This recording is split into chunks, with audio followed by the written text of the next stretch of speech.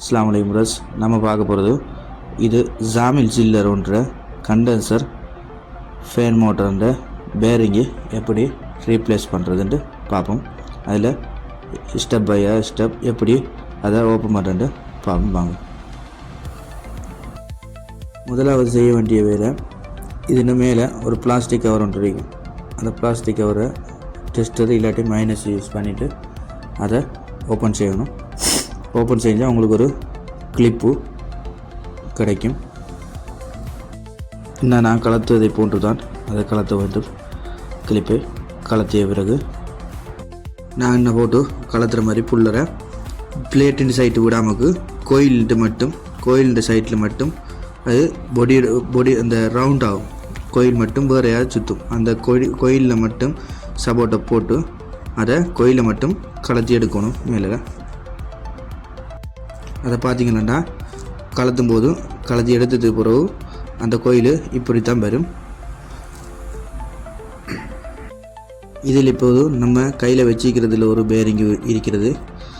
மற்றதில் அது கவருக்கு உள்ள ஒரு பேரிங்கும் இருக்கு.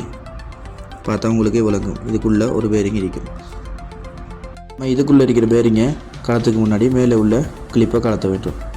கலத்துட்டு சைன் பேப்பர் யூஸ் பண்ணிவிட்டு அதை சைனிங் பண்ணிவிட்டு தான் அதை கலத்த வேண்டும். இல்லை என்றால் கடும் கஷ்டமாக இருக்கும். அது சைனிங் பேப்பரை கொடுத்து சைனிங் பண்ணிவிட்டு அதுக்கப்புறம் கலத்துறது மிகவும் இலகுவாக இருக்கும். இப்போது சைனிங் நான் போட்டு முடிஞ்சு அதுக்கப்புறம் இப்போ நான் புல்லரை யூஸ் பண்ணி இந்த பேரிங் லாஸ்ட் இருக்கிற பேரிங்கை நான் கலத்தி எடுக்கிறேன். இப்போ கலத்தி எடுத்தாச்சு. இப்போ கடைசி போகணும். சைன் பேப்பரை கொடுத்துட்டு அதை ஃபுல் கிளியர் பண்ணிட்டாச்சு. இப்போ அடுத்தது நம்ம முன்னாடி கலத்தின கோயிலோட சேர்ந்துருக்கிற பேரிங் ஒன்று இருக்கு. அதை இப்போ கலத்தணும். அதை பார்த்திங்கன்னா உள்ளுக்கான பேரிங் இருக்கு. அதை நம்ம கோயில் பக்கம் பார்த்த மாதிரி ஏதாவது ஒரு இரும்பு பொருள் ஒன்றை வச்சு பேரிங்கிட்ட சைஸுக்கு உள்ளே வர மாதிரி வச்சுட்டு அந்த பேரிங்கை பிடிச்சி வர மாதிரி வச்சுட்டு தட்டினாலே மிகவும் இலகுவாக கலந்து வந்துடுங்க. லேசாக நான் இப்போ மோட்டரையும் செக் பண்ணிக்கணும். ஆரம்பத்தில் ஃபஸ்ட்டு கலத்துறதுக்கு முன்னாடி நான் இப்போ இது ஆரம்பத்திலே வேலை செஞ்ச மோட்டர் தான் இருந்தும் ஒரு வாட்டி நான் செக் பண்ணிக்கிறேன். கோயிலை டெஸ்ட் பண்ணிக்கிறேன். ஏதாவது லீக்கேஜ் இருக்காண்டு செக் பண்ணுறேன். கோயிலையும் 3 பேஸை பொறுத்த மட்டும் 3 இதுலேயும் கோயிலையும் ஒரே ரீடிங் காட்டணும். 7.1 காட்டுது ஒன்றில், இதில் 7. பார்த்தீங்கன்னா 1. அப்போ பாடி டெஸ்ட்டும் பண்ணி பார்க்கணும். பாடியில் ஏதாவது இருக்காண்டு ஏதாவது பாடியில் கோயில்கள் லூஸ் ஆகிருக்கான்னு பார்க்கணும்.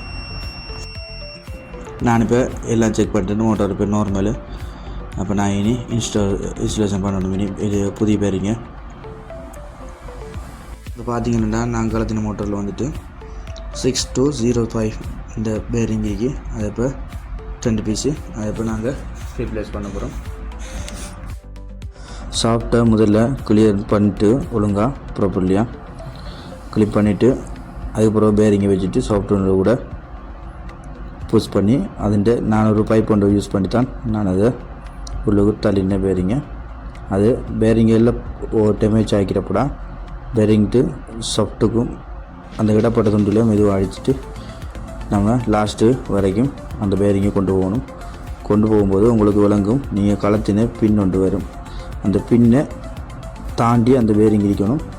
நம்ம ஏனென்றால் அந்த பின்னை போடுறதுக்கு அந்த பின்னை நம்ம கட்டாயம் போட வேண்டும்.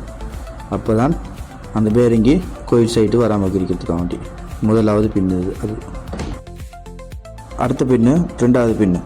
அந்த 2வது பின்னு பின் கிளிப்பு எதுக்கு போடுறோம்னா நம்ம கோயிலை அதுண்ட உள்ள இன்செர்ட் பண்ணும்போது அந்த பேரிங்கு லாஸ்ட்டாக அதை பிடிச்சிக்கும்.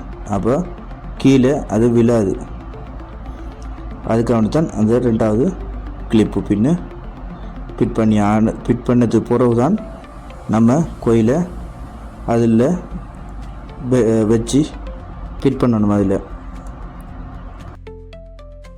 நம்ம இப்போ இதுக்குள்ளே கோயில் சைடில் பேரிங்கை வச்சுட்டு உள்ளுக்கு புஷ் பண்ணிட்டு நம்ம கோயிலை அப்படியே தூக்கி சாஃப்ட்வில் வச்சு ப்ரெஸ் பண்ணிவிட்டு மேலே முன்னாடி யூஸ் பண்ண மாதிரி ஏதாவது